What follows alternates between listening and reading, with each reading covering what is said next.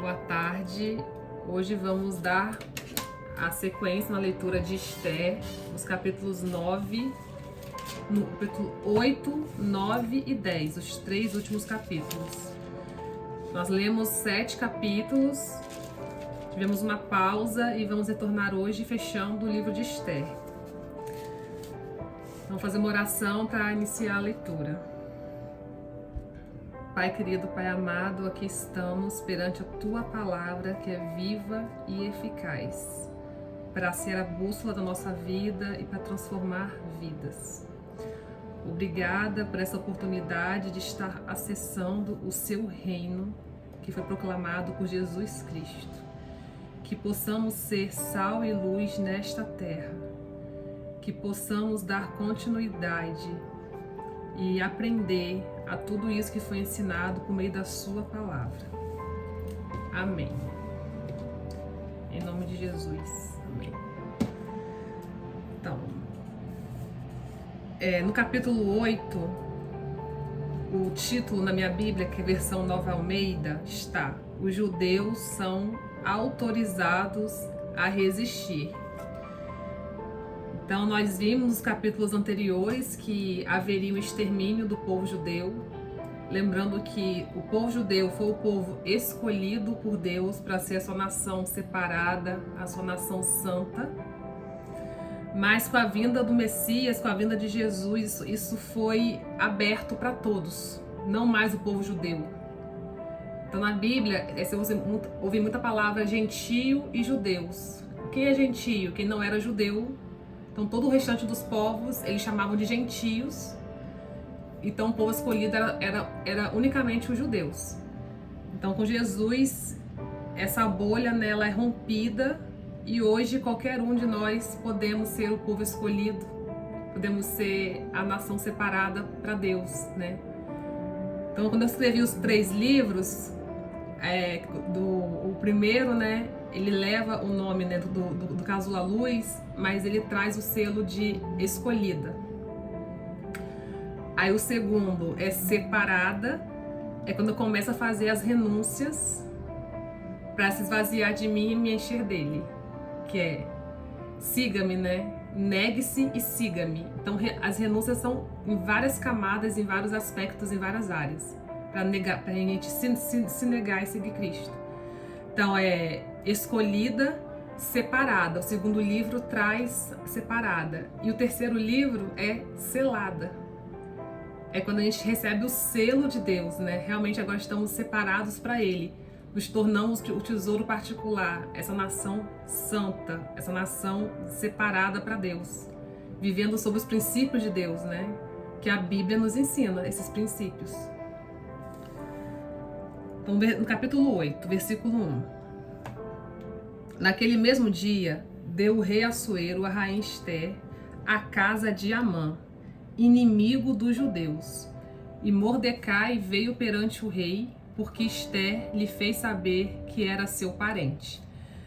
Então, olha como que Deus faz, né? Então, inicialmente, esse Amã, ele representa o inimigo do povo judeu, tentou fazer o extermínio. E a Esther, sabiamente, com jejum e oração, ela consegue reverter essa história.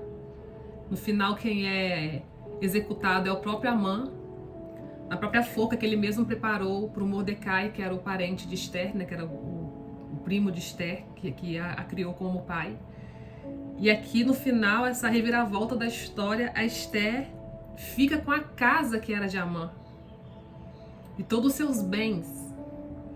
A menina que era órfã, que não tinha nada, além de ser rainha, ainda toma posse dos bens materiais que era do inimigo dela, né? Do grande inimigo dela e do seu povo. E, consequentemente, também Mordecai, como seu parente, também acaba sendo também abençoado desses bens também. Versículo 2. Tirou o rei o seu anel. Esse anel aqui representa a palavra selar, como eu falei para você, né? O povo separado, escolhido e selado. Então aqui esse anel representa o selo de Deus, ó. Tirou o rei o seu anel, que tinha tomado de Amã, e deu a Mordecai. Porque anteriormente Amã tinha o anel do rei e ele selava aquelas cartas de extermínio com esse anel. como se fosse um carimbo do rei, né, aprovando as cartas para o extermínio. Agora ele pega o anel e entrega para Mordecai. Esther pôs a Mordecai por superintendente da casa de Amã. Então aqui Mordecai ele é exaltado, né? Ele é honrado. Versículo 3. Falou mais Esther perante o rei e se lançou aos seus pés, e com lágrimas lhe implorou que revogasse a maldade de Amã, o agagita, e a trama que havia compreendido contra os judeus. Por mais que Amã tivesse sido morto, executado, aquelas cartas estavam rodando, ainda sendo divulgadas. Existia uma data para esse extermínio, que era dia 13. Então Esther estava preocupada dessas cartas, né, ainda estarem sendo vivas, né, ainda estavam ali sendo entregue ao povo. Versículo 4. Estendeu o rei para Esther o cetro de ouro. Nós já lemos sobre isso antes, né, que é uma forma que ele dá a aprovação dela para poder entrar na presença dele e falar. Então ela se levantou, pôs-se de pé diante do rei. Ele disse: se bem parecer ao rei, se eu achei favor perante ele, se esta coisa é reta diante do rei, e se nisto lhe agrado, escreva-se que revoguem os decretos concebidos por Amã, filho de Amedata, o Agagita. O Agagita é o nome do povo que Amã fazia parte. Os quais ele escreveu para aniquilar os judeus, que há em toda a província do rei. Então ela está pedindo aqui para revogar aquela carta, aquele decreto. Versículo 6. Pois como poderei ver o mal que sobrevirá ao meu povo? E como poderei ver a destruição da minha parentela? Versículo 7. Então disse o rei Assuero à rainha Esther e ao judeu Mordecai: eis que dei a Esther a casa de Amã, e a ele penduraram numa forca, porquanto intentara matar os judeus. Escrevi, pois, aos judeus: como bem vos parecer, em nome do rei, e selai-o com o anel do rei.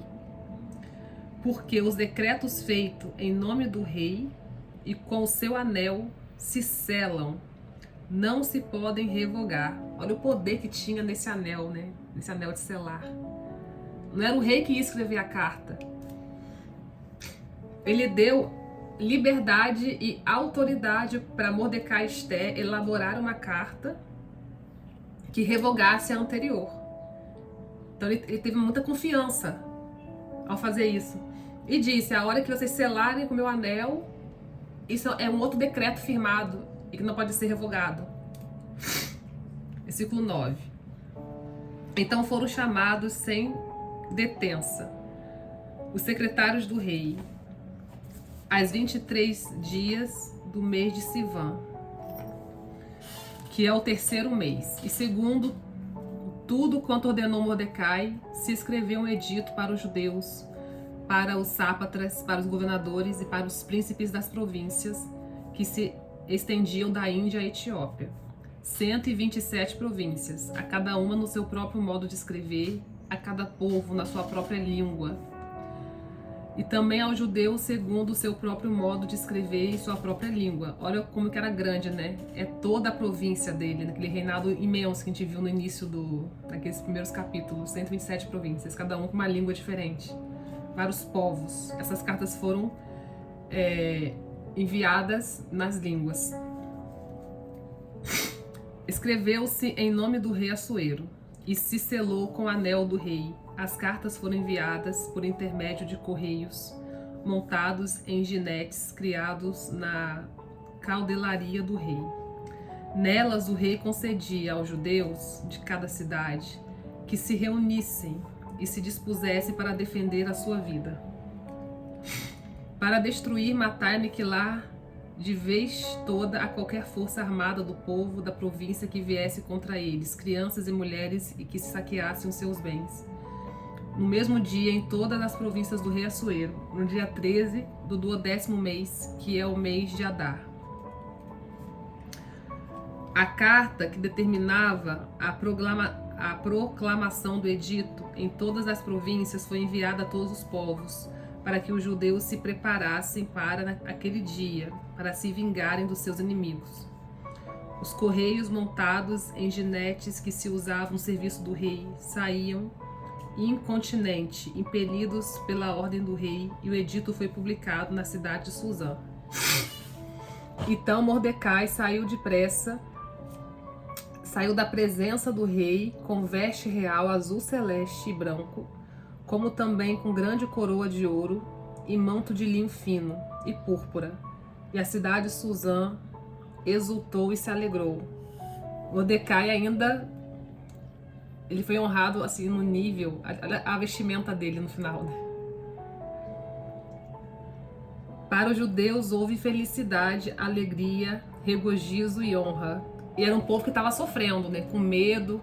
Eles estavam se reunindo há dias, clamando, orando, jejuando. E aqui a gente vê que é um dia feliz, é um dia alegre. Também em toda a província e em toda a cidade aonde chegava a palavra do rei e a sua ordem, havia entre os judeus alegria e regozijo, banquetes e festas. E muitos dos povos da terra se fizeram judeus, porque o temor dos judeus tinha caído sobre eles. E aqui nós finalizamos o capítulo 8. Quer falar algo? Entendeu? O capítulo 8?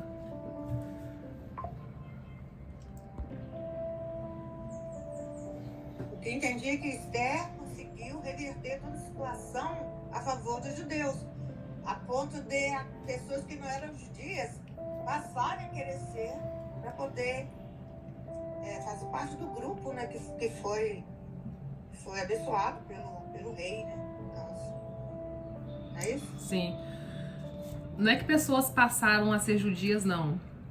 Você está falando isso? Eu entendi isso. Aqui na hora que eu estava lendo? Ela falou assim, outras pessoas quiseram ser judias, eu acho que sim, eu acho que é isso mesmo.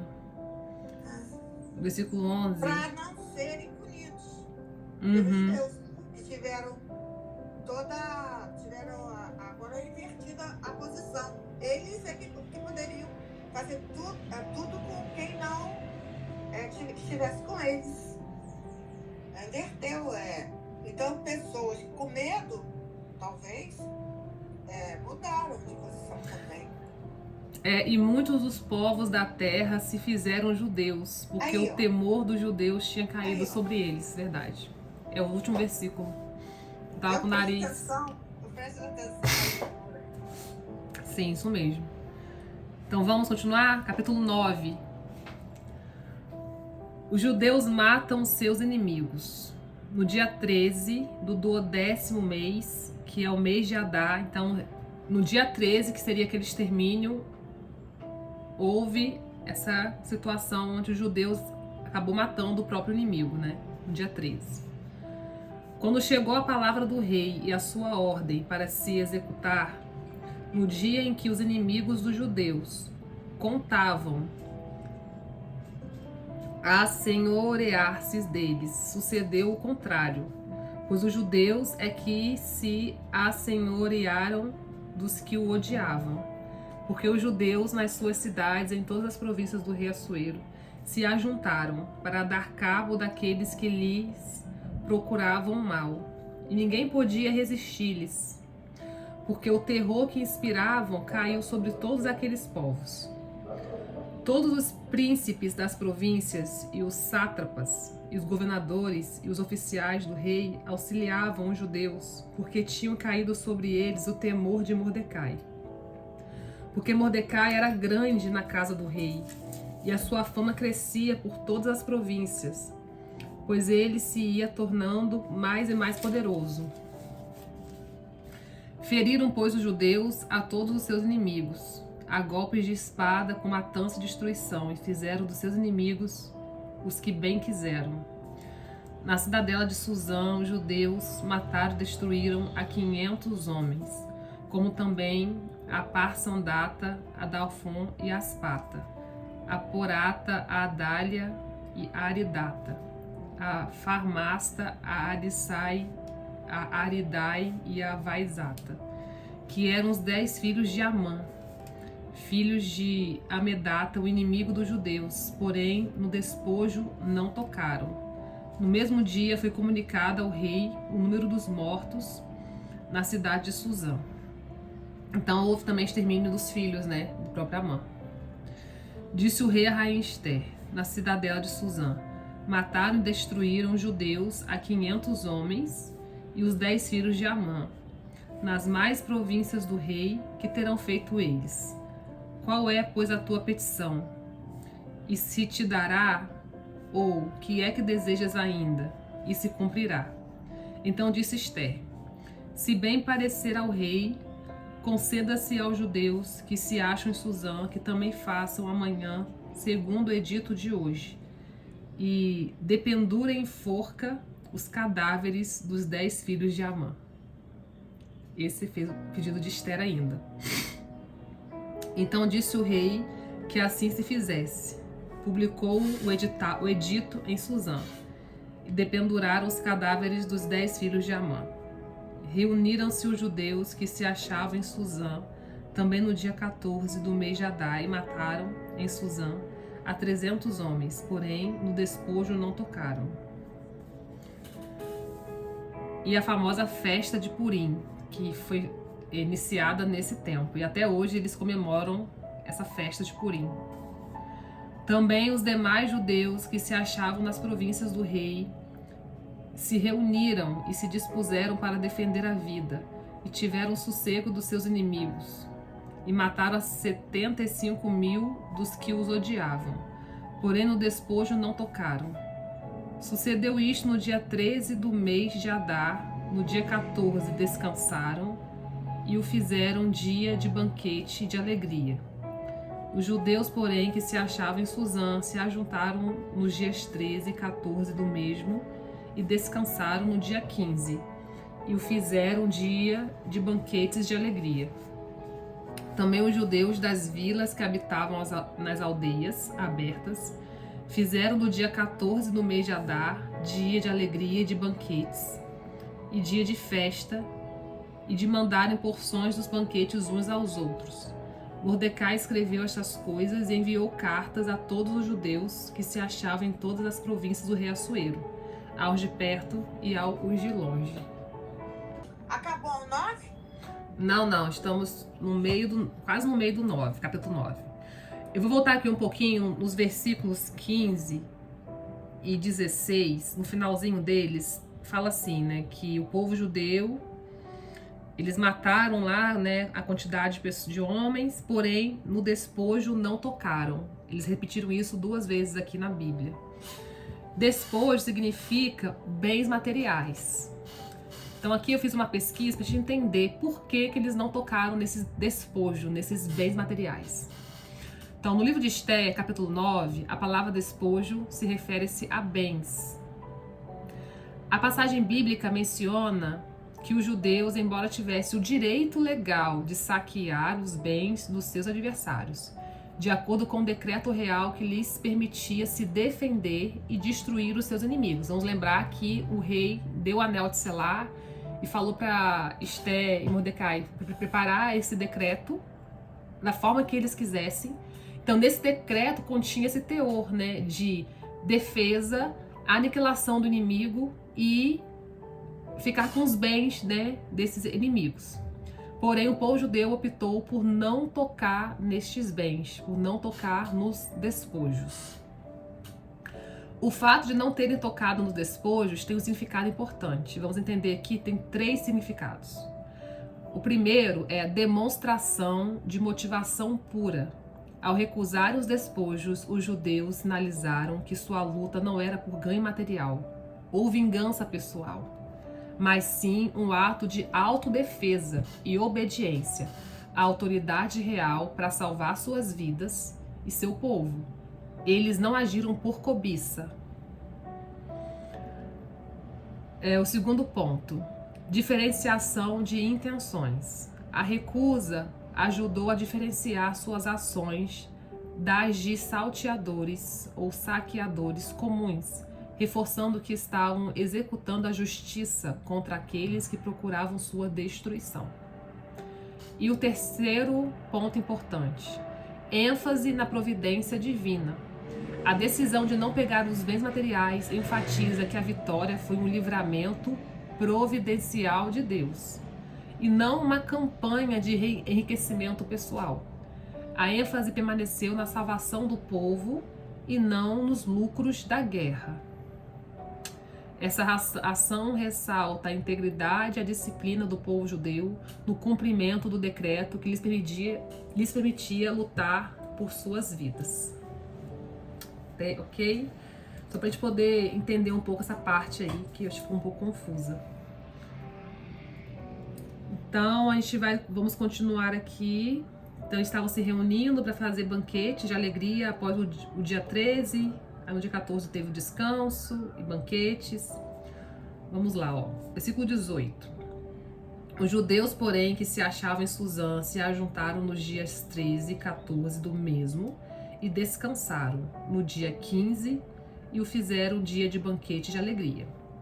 Também os judeus das vilas que habitavam nas aldeias abertas fizeram no dia 14 do mês de Adar dia de alegria e de banquete, e dia de festa, e de mandarem porções dos banquetes uns aos outros.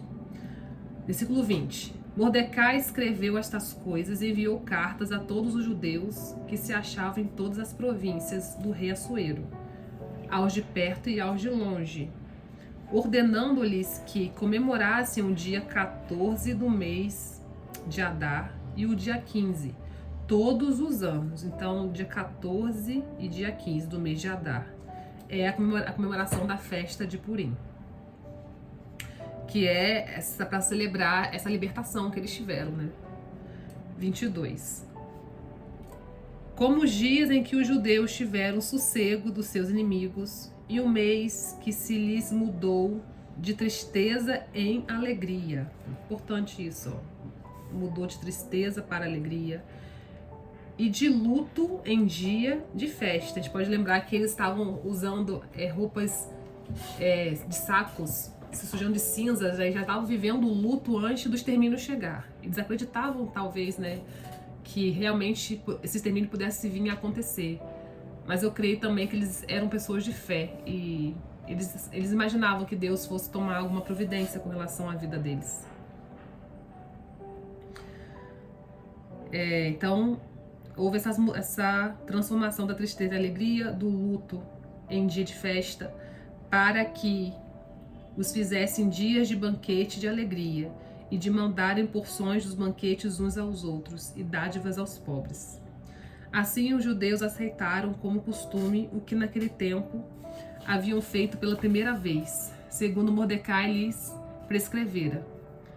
Porque Amã, filho de Amedata, o Agagita, inimigo de todos os judeus, tinha tentado destruir os judeus e tinha lançado o pur, isto é, sortes, para assolar e destruir.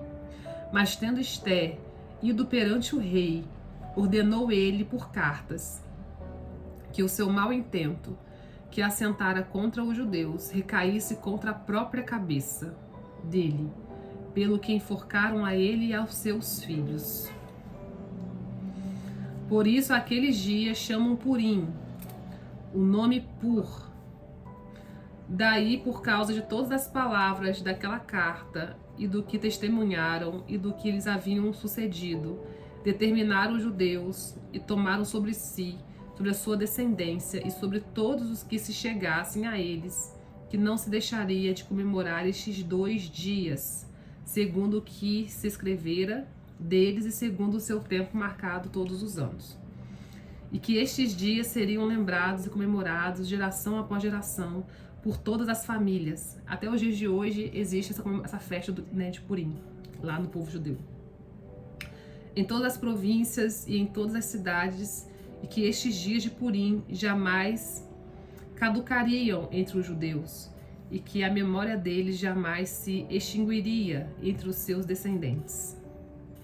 Então a rainha Ester, filha de Abiail, e o judeu Mordecai escreveram com toda a autoridade, segunda vez, para confirmar a carta de Purim. Então fizeram também esse decreto, né? Essa festa de Purim virou um decreto. Tinha essa carta para orientar sobre essa festa, todos os anos, para todo sempre. Expediram cartas a todos os judeus, às 127 províncias do reino Assuero, com as palavras amigáveis e sinceras. Continuando aqui, finalizando o capítulo 9. Para confirmar estes dias de Purim nos seus tempos determinados, como o judeu Mordecai e a rainha Esther lhes tinham estabelecido, e como eles mesmos já o tinham estabelecido sobre si e sobre sua descendência, acerca do jejum e do seu lamento. E o mandato de Esther estabeleceu estas particularidades de Purim, e se escreveram no livro. Então aqui finalizamos o capítulo 9, e o 10 ele é bem pequeno.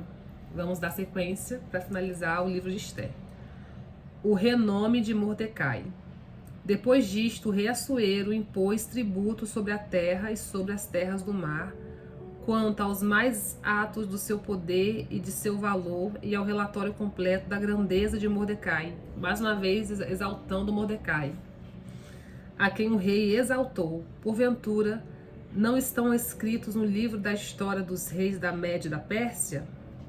Pois o judeu Mordecai foi o segundo depois do rei Assuero, e grande para com os judeus, e estimado pela multidão de seus irmãos, tendo procurado o bem-estar do seu povo e trabalhado pela prosperidade de todo o povo da sua raça. E aqui finalizamos o livro de Esther. E, na verdade, a gente fala tanto de Esther, da importância da figura Esther, mas por trás de Esther tinha Mordecai, que o auxiliava, estava sempre ali ao derredor da casa, observando os acontecimentos, sempre como um suporte para Esther de condução, de orientação, até de inteligência. E como que Esther obedecia às conduções do Mordecai. Então, na verdade, Mordecai, ele é o real, a peça-chave, né, da grande história também de Esther. E no final ele é exaltado. Ou seja, o próprio rei e o próprio povo, a própria Esther, viram, né, a importância, toda a conduta do Mordecai, tudo que ele fez para salvar o povo. Foi muito rico a leitura de Esther, um livro que nos ajuda a entender as batalhas, né, que nós temos na nossa vida, os inimigos de nossa alma, das nossas emoções, em como se portar. Então aqui uma grande chave que o livro nos ensina sobre o jejum e oração, é nos colocarmos em submissão ao nosso Deus, né, o nosso Pai Celestial, e esperar dele também a condução. Então o jejum e a oração nos coloca na humildade, né, de receber do Pai, porque é ele que luta as nossas batalhas, na verdade. Ele sempre vai dar um jeito de nos capacitar e nos conduzir. Então, um forte abraço, e foi um prazer ter lido para vocês esse estudo bíblico de Esther.